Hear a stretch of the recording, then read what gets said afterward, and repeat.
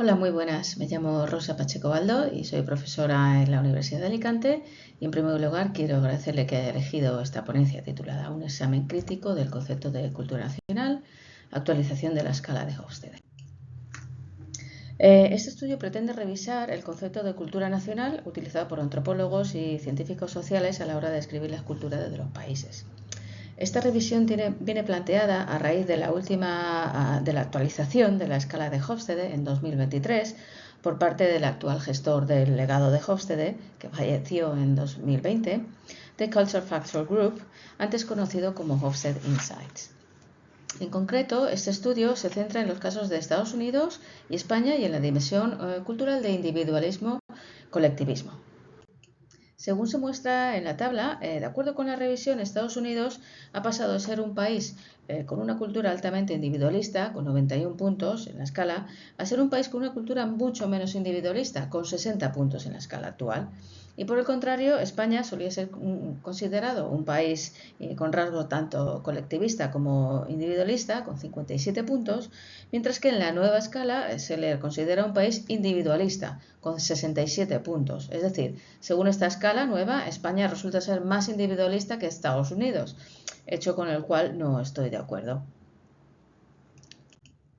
Según se explica en la misma web del grupo, la razón de que Estados Unidos haya descendido tantos puntos en la escala se debe principalmente a un hecho, que quizás los datos de la primera medición eran demasiado altos debido a que los informantes que se tuvieron en cuenta en aquella ocasión eran mayoritariamente caucásicos, mientras que hoy en día Estados Unidos es un crisol de culturas que incluye, por ejemplo, culturas hispanas, asiáticas, etc. Por tanto, The Culture Factor Group defiende que el valor en la escala que debe aparecer para la cultura nacional de Estados Unidos debe ser una media de las diferentes puntuaciones que se hayan obtenido en los diferentes grupos poblacionales, culturales que habitan el país. El problema que este sistema plantea es que a la vista de una persona ajena a este país, el grupo cultural caucásico parece compartir los mismos valores culturales que el grupo hispano, lo cual en la práctica no es cierto. Rápidamente los objetivos de este estudio, por tanto, han sido evaluar la validez del concepto de cultura nacional, teniendo en cuenta la diversidad cultural que existe hoy en día dentro de muchas naciones. Y también un segundo objetivo es analizar y discutir en un caso concreto, que es la actualización de los valores de la escala en el caso del individualismo-colectivismo en Estados Unidos y España, ¿no? Un tercer objetivo sería presentar algunas soluciones al problema que se plantea. En cuanto a la metodología, pues se desarrolla a partir de un enfoque teórico en el que se desarrollan distintos conceptos como cultura, globalización.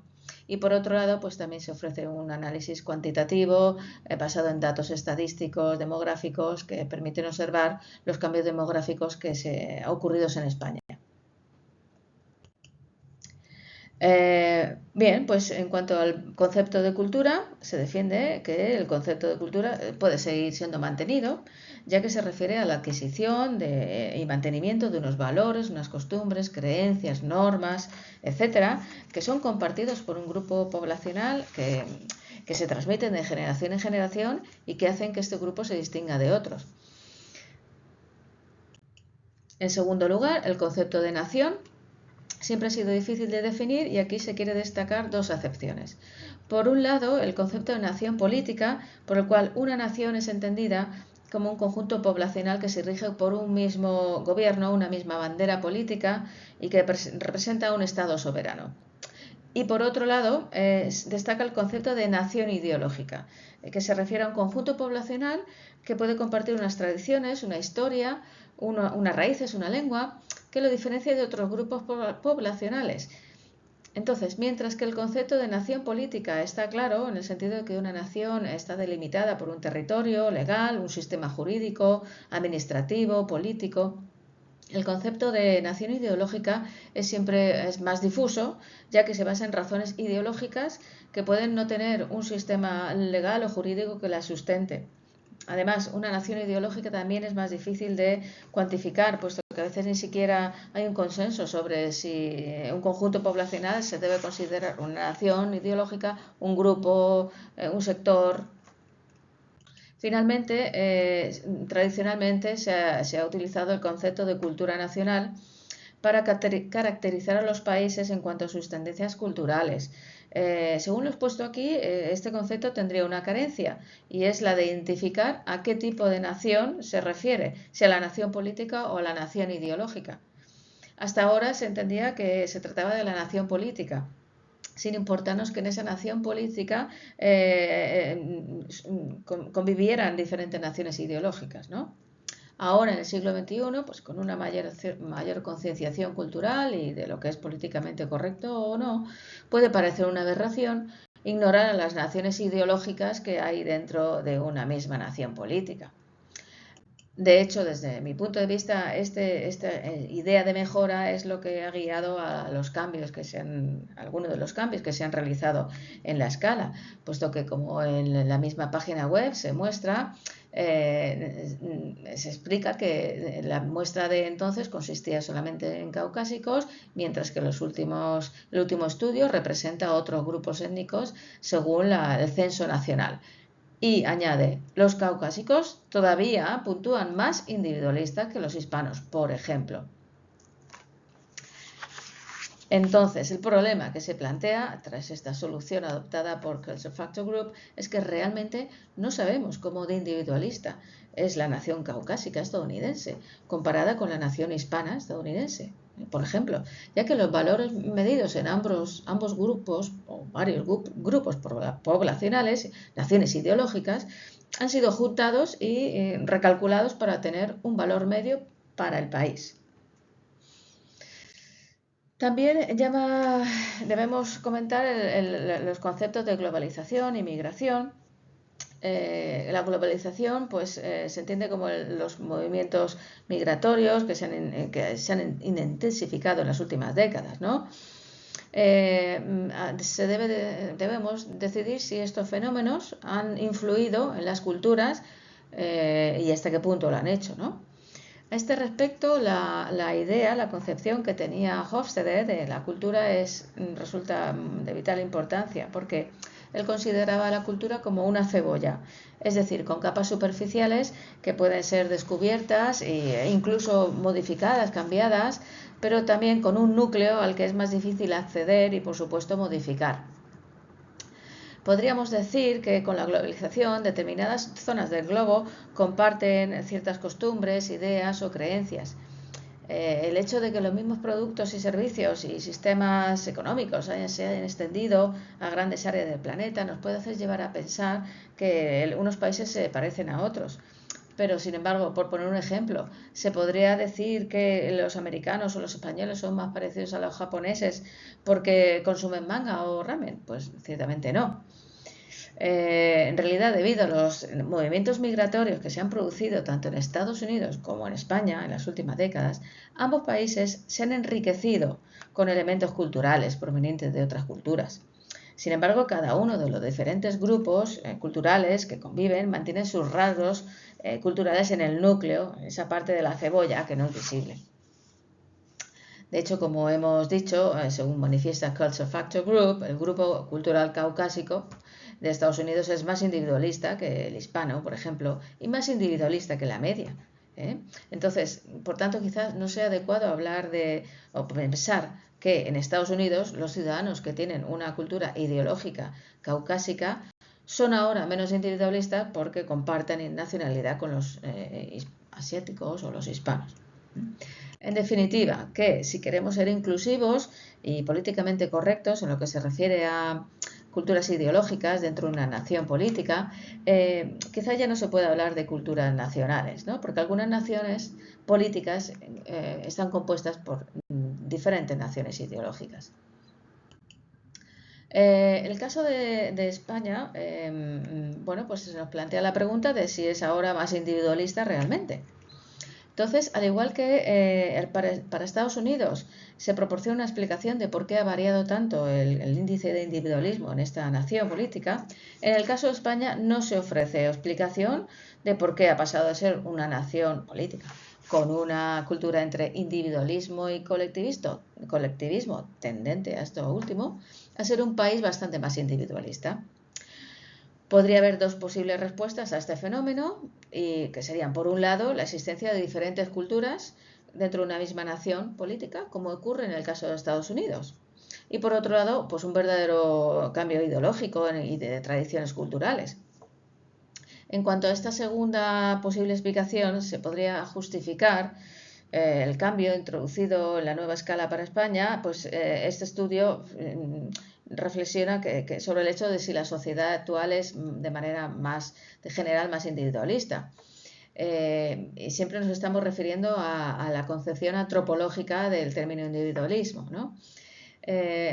Pues bien, España siempre se ha considerado un país colectivista, pero no solamente por Hofstede, sino por otros autores como son Hamden Chandler y Trompenaars, Liptrot.